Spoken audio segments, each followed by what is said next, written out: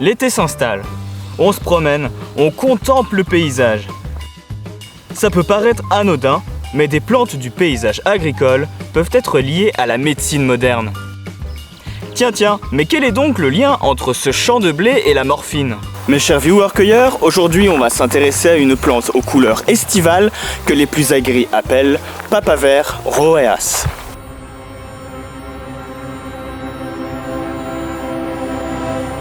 Papaver rhoeas. En voilà un nom qui en dit peu si on ne parle pas latin.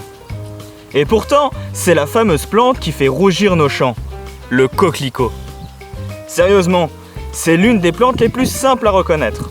Sa tige poilue, ses feuilles incisées et dentées, hautes de 20 à 60 cm, et sa fleur rouge vif. Le coquelicot est une plante dite messicole. Ça veut dire qu'elle est associée à l'agriculture depuis très longtemps grâce à son cycle de vie qui est adapté aux cultures de céréales. Ce malin va donc fleurir et disperser ses graines avant la période de récolte. Il a pas mal régressé avec l'emploi généralisé des herbicides et aussi l'amélioration des semences. Mais on le retrouve quand même pas mal en bord de route.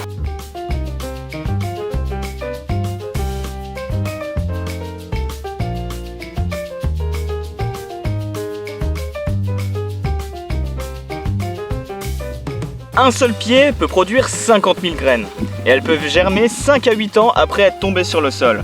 Et tout ça grâce à une capsule de 1 à 2 cm. Après, niveau conso, les feuilles de coquelicot peuvent être mangées crues ou cuites comme des épinards.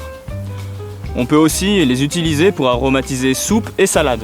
Même si elles sont moins grosses que celles de certains pavots, les graines de coquelicot sont utilisées comme telles en pâtisserie ou pour confectionner des pains aromatisés. Comme toutes les plantes de la famille des Papaveracées, le pavot des champs est une plante laticifère. Ça veut dire que toutes les parties de son anatomie comportent un système bien développé de canaux produisant un latex laiteux, une forme de liquide blanchâtre, jaune voire rougeâtre selon les espèces. Et cette particularité fait du pavot à opium un sujet idéal pour être exploité pour ses intérêts médicinaux.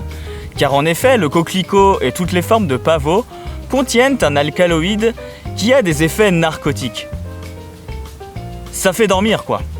Alors oui, c'est de cette plante qu'on obtient l'opium et l'héroïne, mais on obtient aussi la morphine et la codéine après transformation. Le pavot à opium est cultivé légalement dans une vingtaine de pays, avec par exemple l'Inde, la Turquie, la France, l'Espagne, l'Australie, pour la production de morphine à usage pharmaceutique.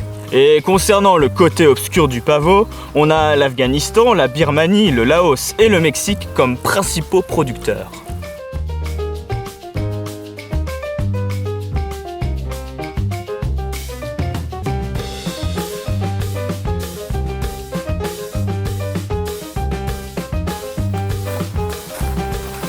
Allez, sur ce, moi je vous dis à bientôt, je vous souhaite un superbe été.